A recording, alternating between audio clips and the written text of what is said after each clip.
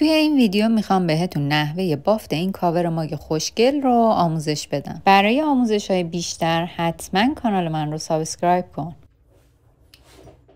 سلام بچه ها جون، امیدوارم که عالی باشید. امروز میخوام از این کاورهای ماگ ببافیم. برای کفش، چون من میخوام از کف شروع کنم و این دور ماگ رو بگیره، برای کفش از این رنگ استفاده میکنم. خوبی این حالت اینه که شما دیگه به زیر لیوانی نیاز ندارید، هر جا که دلتون خواست میتونید ماگتون رو بذارین راحت و آسوده.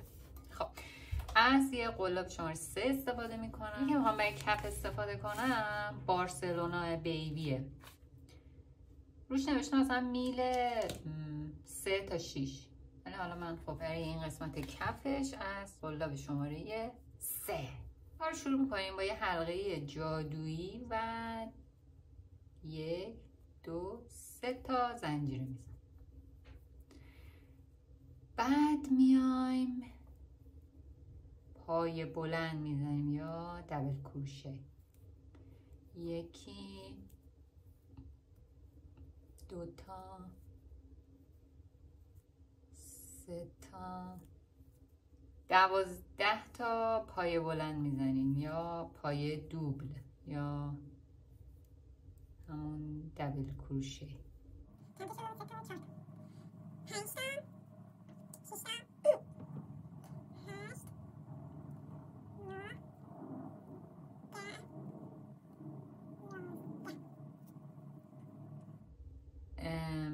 یه پایه خوابیده یا اسلیپ استیچ وصلش میکنیم به دونه اول. خب این نخو حسابی میکشیم تا حلقمون بسته بشه.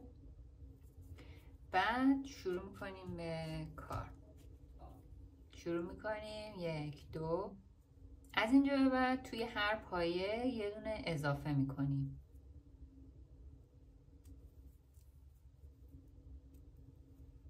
یه دونه میبافیم، یه دونه تو همین پایه اضافه میکنیم. تعداد پایه هامون آخر این رج باید 24 تا بشه. 12 تا داشتیم، میشه 24 تا.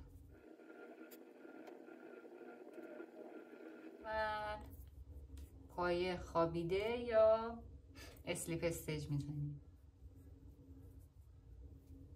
خب دوباره انقدر این حلقه رو باز میکنیم تا اندازه کف لیوانمون بشه.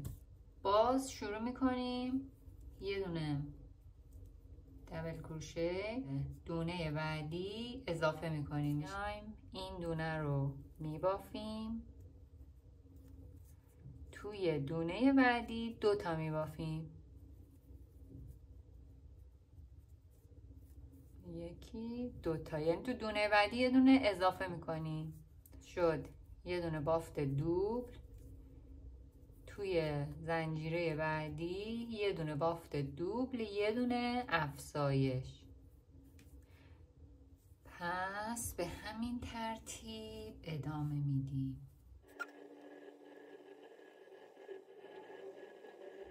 و در آخر دونه آخر رو به این دونه اول وصل میکنیم.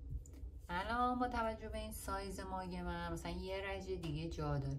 ببین تو هر رج، برای اینکه دایرمون خیلی صاف و سوپ و خوشگل در بیاد، تو هر رج باید 12 تا اضافه کنیم. یعنی ما 12 تا اول بافتیم، 12 تا توی رج دوم اضافه کردیم، شد 24 تا. 12 تا تو رج سوم اضافه کردیم، شد 36 تا. و الان 12 تا دیگه اضافه میکنیم.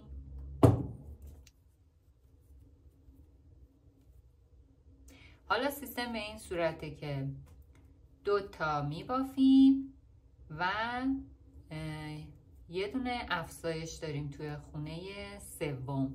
تا میبافیم و روی دونه سوم یه دونه افزایش داریم. 1 2.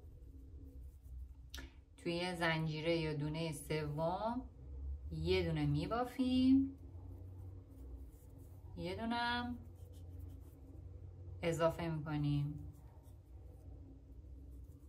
خب الان ما 48 تا دونه داریم. من فکر کنم یه رج دیگه هم باید ببافم. وقت میبینید کاموای شما ضخیم‌تره، از قلاب بزرگتری استفاده میکنید، همین تعداد مثلا بسته، با همین 4 تا رج کارتون راه میافته. الان من با توجه به اینکه از قلاب شماره 3 استفاده کردم و کاموام اینه، فکر کنم یه رج دیگه هم باید ببافم که این قسمت پر بشه. پس میام 12 تا دونه دیگه اضافه میکنم، به این صورت که 1 2 3 تا رو میبافم. توی زنجیره 4م یه افزایش انجام میدم. پس شد یه دونه پای بلند،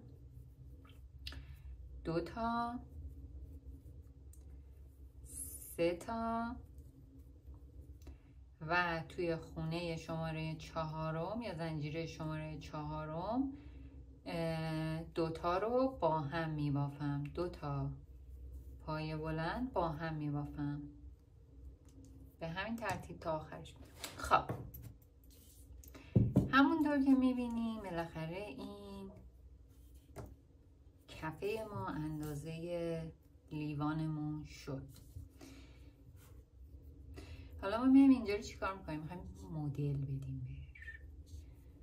3 تا دونه رو میبافیم، 2 3، یه دونه این وسط اسکیپ میکنیم، نگه میداریم، نمیبافیم یا هر چیز دیگه. دوباره 1 2 3 تا میبافیم. 1 2 3.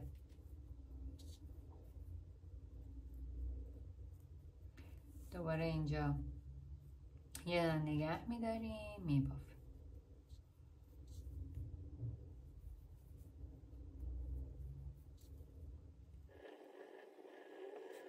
خب پس ما 3 تا دونه بافتیم، یه دونه نگه داشتیم و 3 تا دونه بافتیم. الان نگاه کنید این ماگ ما داخل این کاور قرار میگیره و کامل سطحشو میپوشه. از اینجا به بعد دیگه ما اینجا نخو میچینیم. خب و با یه رنگ دیگه از این قسمت دوباره کار رو شروع میکنم. 1 2 3 4 تا زنجیره میزنیم. اگه توی کارتون نگاه کنید اون قسمت هایی که نبافتید یه سوراخ افتاده. خب الان ما 3 تا دونه بعدی رو توی این گپ یا سوراخ یا هر چیزی که فاصله که ایجاد شده بین بافتامون میبافیم. 1 2 3 تا. یه دونه زنجیره میزنیم و توی این فاصله ای که نبافتیم، این دونه ای که نبافتیم، این فاصله ای که ایجاد شده، دوباره 3 تا پایه بلند یا پایه دوبل میبافیم. 1 2 تا و 3 تا. به این شکل یه دونه زنجیره میزنیم و نیلی میو میکنه. 3 تا توی اون جای خالی میبافیم.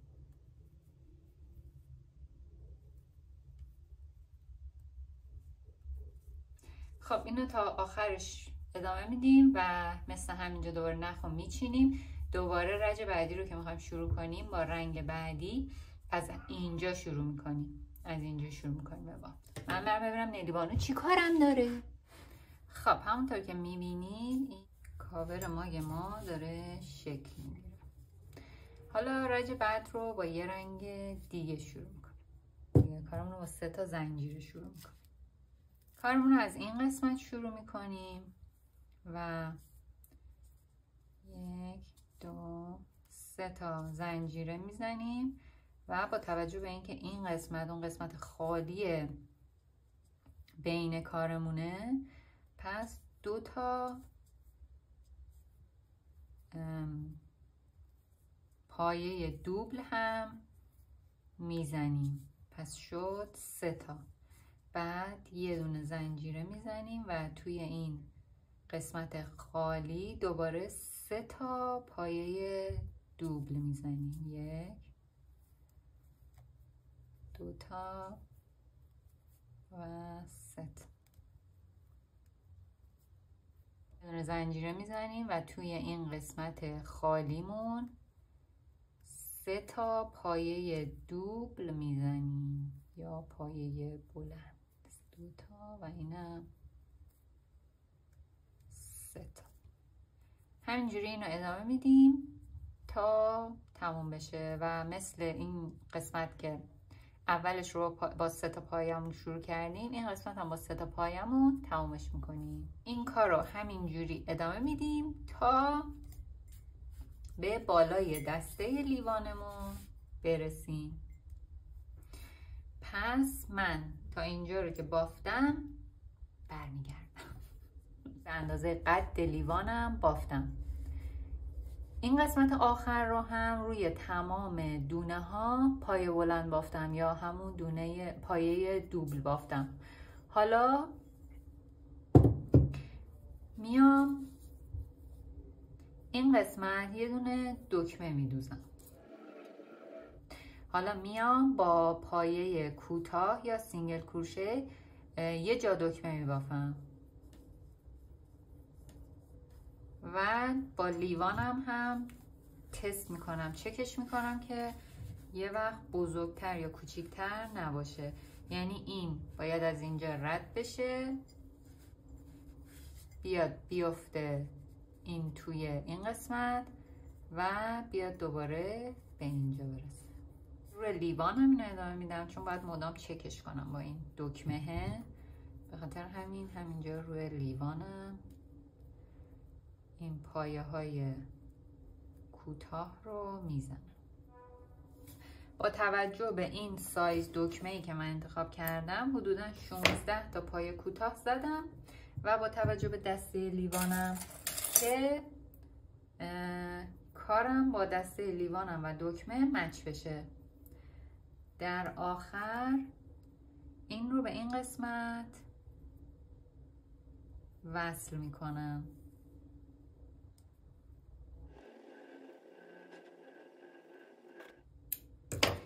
خب جالیوانی من حاضر شده یا کاور ماگ. فقط الان مونده که تمام این نخهایی که به این صورت تمام این نخهایی که ازش اضافه است و مونده رو پشت کار مخفی کنم. اینم یک کاور ماگ خوشگل رنگی پنگی. اینم یه آموزش دیگه، امیدوارم که دوست داشته باشید و حتما تو خونه این خوشگله رو ببافید و حسابی وقتی که چای میریزید، قهوه میریزید، یادی از من بکنید. حتما کانال منو سابسکرایب کنید، این ویدیو رو هم لایک کنید و اگه دوست داشتید برای دوستای دیگه‌تون بفرستید. خیلی دوستتون دارم. تا ویدیوی آموزشی بعدی، فعلا.